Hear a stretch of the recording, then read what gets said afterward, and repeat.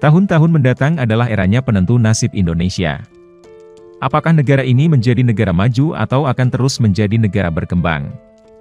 Dalam berjuang memperoleh status negara maju, tentu industri yang bergerak di bidang teknologi sangat penting. Negara kita dulunya sempat nyaris menjadi negara maju, tepatnya pada tahun 1995.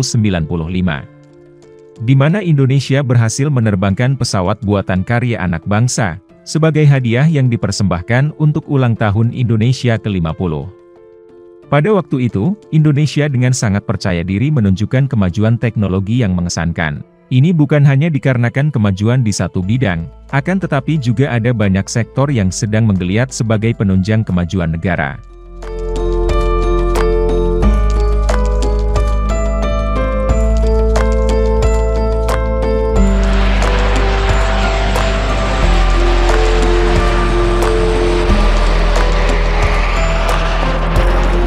Pasca Indonesia berhasil mencapai suatu titik, di mana satu step lagi untuk menuju negara maju, entah ada konspirasi apa yang membuat Indonesia seakan diserang bertubi-tubi hingga tampak tidak berdaya. Di antara yang terbesar adalah kerusuhan etnik dan gejolak politik di dalam negeri, hingga puncaknya terjadi pada tahun 1997, yaitu badai krisis Asia. Krisis ini dimulai di negara Thailand, namun kemungkinan besar Indonesia adalah negara yang ditargetkan. Karena kalau dilihat dari rentetan tragedi, Indonesia pada akhirnya adalah negara yang menanggung kerugian paling besar. Badai krisis Asia membuat para investor asing di Indonesia membawa keluar modalnya. Bisa diartikan juga, banyak pabrik industri yang tutup atau berpindah keluar Indonesia. Ini menunjukkan kemunduran negara Indonesia secara masif dalam rentan waktu yang singkat. Mengambil pelajaran dari tragedi badai krisis Asia, ada suatu hal yang harus kita pahami. Bahwasanya ketika negara ini hampir menuju negara maju, akan banyak sekali negara yang menghalanginya. Mereka rela mengorbankan apa saja, asalkan Indonesia tidak menjadi negara maju. Dan teman-teman sudah pasti tahu, bahwa negara-negara tersebut berada di belahan dunia Eropa Amerika. Cara mereka memang sangat cantik dan selalu bermain playing victim. Sehingga kalau kita tidak jeli dan tidak melakukan investigasi secara mendalam, kita pasti akan terkecoh. Indonesia beberapa tahun mendatang sebenarnya akan menantang kembali gerombolan negara-negara yang sama. Dalam kompetisi ekonomi global, match ini bisa dibilang El Clasico. Karena ini merupakan kompetisi final, di mana Indonesia akan jatuh kembali ke titik awal atau memenangkannya. Dan ya, kali ini kita berada pada persiapan yang cukup matang daripada sebelumnya.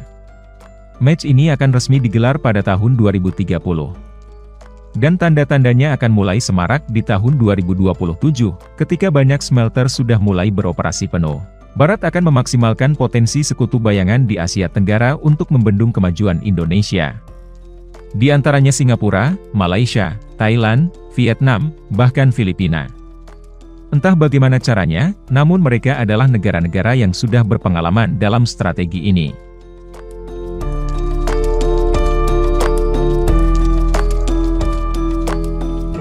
Indonesia doesn't need Europe anymore. We just say that the Europe doesn't treat Indonesia the same way like they treat Vietnam and Thailand.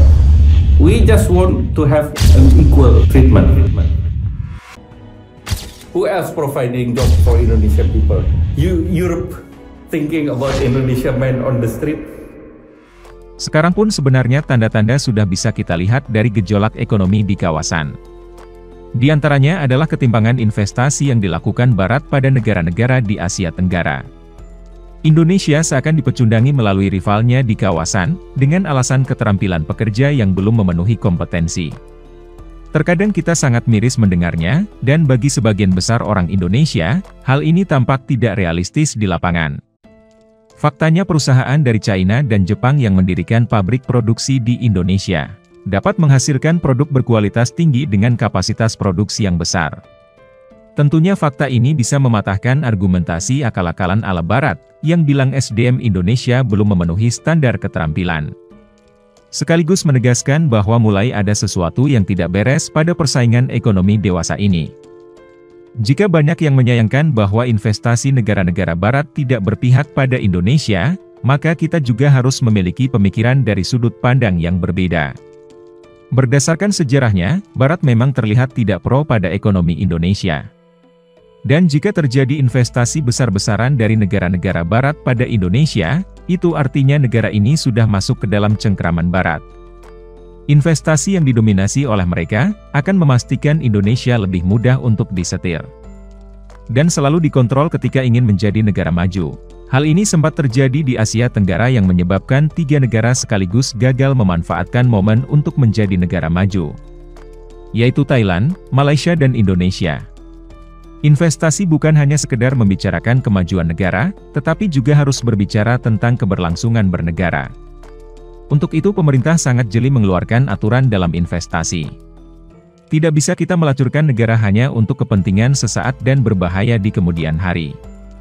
Harga diri akan terinjak-injak, dan menjadi negara Salome yang sangat bergantung pada pelanggan. Itu bukan karakter pribadi bangsa Indonesia. Kita pun harus mencermati batasan aturan investasi yang diterbitkan oleh pemerintah. Karena dari sini kita juga bisa tahu, mana negara yang benar-benar ingin bekerja sama, dan mana negara yang hanya ingin mengambil keuntungan semata. Dalam menuju Indonesia Maju 2045, memang ada baiknya Indonesia lebih intensif untuk bekerja sama dengan negara-negara Blok Timur dan negara-negara non-blok. Seperti diantaranya China, Rusia, serta negara-negara di Afrika. Mereka cenderung tulus dan respect kepada negara kita Indonesia. Walaupun membawa teknologi yang termutakhir dan mahal, tapi mereka masih rela berbagi keuntungan dan teknologi tersebut sesuai kesepakatan. Dengan bekerja sama khususnya dengan China dan Rusia, Indonesia masih punya harapan yang besar dalam bertransformasi menjadi negara maju. Apalagi China adalah negara rival utama negara Barat, pastinya jika ada suatu hambatan di Indonesia, yang bersinggungan dengan negara-negara Eropa Amerika, China tidak akan tinggal diam dan segera berusaha membantu Indonesia. Tantangan Indonesia hingga 2045 memang tidak mudah. Kita pun semua memahaminya. Bahkan banyak dari kita yang masih pesimis dalam menggapai Indonesia emas. Namun Indonesia cukup beruntung, karena memiliki presiden yang memikirkan hal ini jauh-jauh hari. Sehingga Indonesia saat ini sudah memiliki modal yang cukup besar untuk bertanding kembali di babak final melawan negara-negara maju. Dan juga kondisi saat ini berbeda jauh dengan sebelumnya. Di mana pada saat itu Indonesia berjuang sendiri, dikarenakan sahabat kita China dan Rusia juga sedang mengalami keterpurukan. Jika masih ada yang pesimis, maka kita juga harus melihat contoh bagaimana negara China bangkit dengan usahanya. Kalau China saja bisa bangkit secara mandiri, mengapa Indonesia tidak bisa? Terlebih sekarang Indonesia melaju bergandengan tangan dengan sahabatnya tersebut, yang sudah menjadi raksasa dunia.